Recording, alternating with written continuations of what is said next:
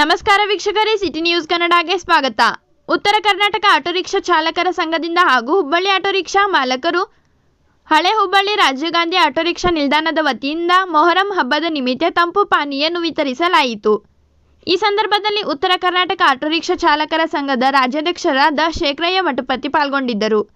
ಈ ಸಂದರ್ಭದಲ್ಲಿ Yusuf, Arif, king maker Tajuddin, ಕಾಗದಗಾರ Ayub, Shabir, ಜಾಮೀನ್ದಾರ್ ಹಾಗೂ ಸರ್ವ ಸದಸ್ಯರು ಪಾಲ್ಗೊಂಡಿದ್ದರು. ಇಡೀ ದೇಶದಾದ್ಯಂತ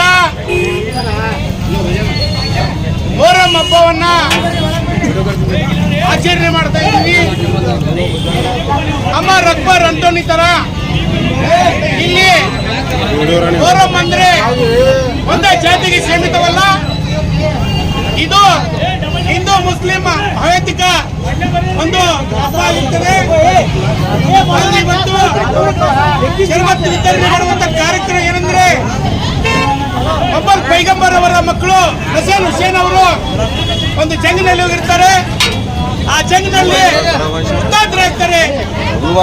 ಆ ಸಂದರ್ಭದಲ್ಲಿ ಅವರ ಆತ್ಮಕ್ಕೆ, ಅವರು ಹೋದಂತ ಸಂಘಟಕರಿಗೆ ಅವರ ಆತ್ಮಕ್ಕೆ ಶಾಂತಿ ಸಿಗಲಿ ಅನ್ನೋದೇ ಒಂದು ಉದ್ದೇಶವಾಗಿ ಈ ತಂಪು ಪಾನೀಯನ್ನು ಕೊಡುವಂತ ಕಾರ್ಯದಲ್ಲಿ ತೊಡಗಿದ್ದೇವೆ.